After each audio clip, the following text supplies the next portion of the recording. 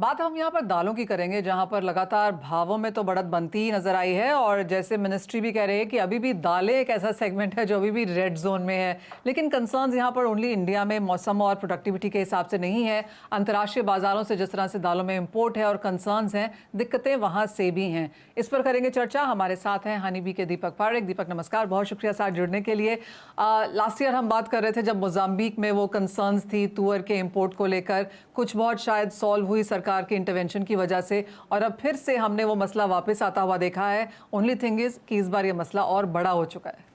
ये बिल्कुल ठीक कह रहे हैं मनीषा जी, मुझको बुलाने के लिए थैंक्स अ लॉट। पिछली बार भी आपने ही ब्रेक किया था ये स्टोरी मोजाम्बिक वाली, इस बार वापस elephant is back in the room. Challenge ये है कि पिछली बार जो कुछ हुआ, कुछ हमारे ट्रेडर्स ने पैसे देके अपना माल वहाँ से छुड़ा दिया था।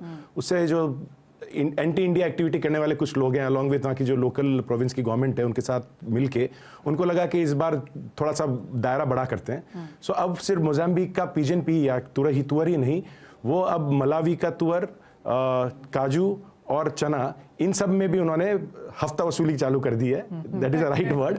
सो लास्ट टाइम हमारी गवर्नमेंट ने काफ़ी अच्छा रोल प्ले किया था कुछ हद तक इसको सॉल्व करने के, लेकिन ये इशू रह गया था। इस बार हाईएस्ट ऑफिस ने इसकी कॉग्निजेंस ली है और मुझे लगता है अब आगे जाते हुए इस इशू का once and for all solution पक्का आ जाएगा। मुझे याद है जब ये मोजाम्बिक में लास्ट टाइम ये कंसर्न्स हुई थी दीपक जी, तो काफ़ी सारे ट्रेडर्स ने कहा था कि अब उनके साथ काम नहीं करेंगे क्योंकि बहुत रिस्की है। तो उन लोगों ने तो यहाँ पर काम करना शायद ऑलमोस्ट ना के बराबर कर दिया है। आप कहेंगे ये अब दूसरा सेक्टर है, सेगमेंट है जो काम कर रहा था? नहीं, इसमें अब सामने बिकॉज यहाँ के ट्रेडर ने थोड़ा सा बैकफुट ले लिया है, तो उन्होंने खुद के इन हाउस ट्रेडर्स क्रिएट कर ली हैं। सो अब वो माल अपने ही कुछ गिने चुने ट्रेडर्स को हिंदुस्तान में भेज रहे हैं, जिससे वो माल को यहाँ पे काटा जा सके। और जो बाकी जो कोई भी, क्योंकि आप देखिए जब तुअर में तेजी आती है तो नए ऐसे प्लेयर्स भी आते हैं जिनको पुरानी हिस्ट्री नहीं मालूम होती है और अपने हाथ जलाने के लिए पहुंच जाते हैं। तो ऐसे कुछ ट्रेडर्स ने वहाँ पे ट्रेड चालू किया और उनको लगा अच्छा मौका, कोई और नहीं खरीद रहा, हम खरीद लेते हैं। अब उनके साथ भी वही हो रहा है जो पुराने कुछ ट्रेडर्स के साथ हुआ है। एब्सोल्युटली। तो अगर हम इम्पैक्ट की अब इसके ऊपर बात करें तो ऑफकोर्स अवेलेबिलिटी पे तो इम्पैक्ट है ही, प्राइसिंग पे भी शायद है, और इसीलिए शायद हम देख रहे हैं कि कंसर्न दोनों तरफ से है। नहीं, आप बिल्कुल सही बोल रहे हैं कि अगर, क्योंकि मोजाम्बिक एक बड़ा प्रोड्यूसर है, हिंदुस्तान के अंदर ऑन एवरेज 3 से 4 लाख टन पिजन पी या तुअर वहाँ से आता है।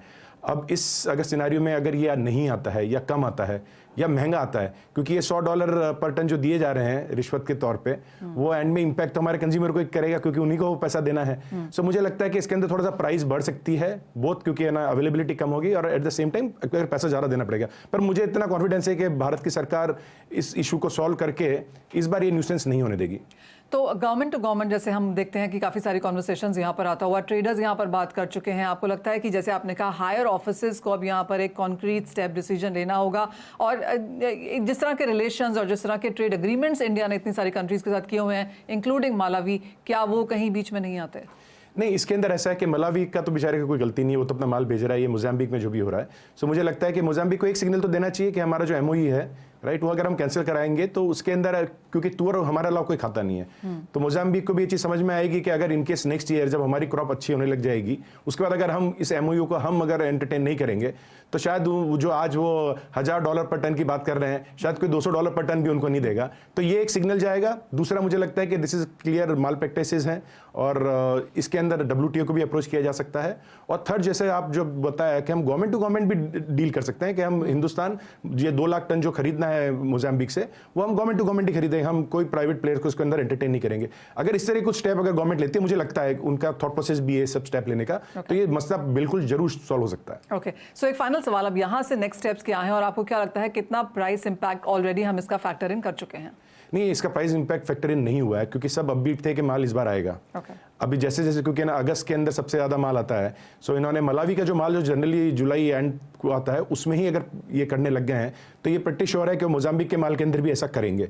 सो अब थोड़ा इसका आप इंपैक्ट देखेंगे अगस्त के अंदर, और अगस्त में हमारी डिमांड भी बढ़ने लग जाती है दालों की।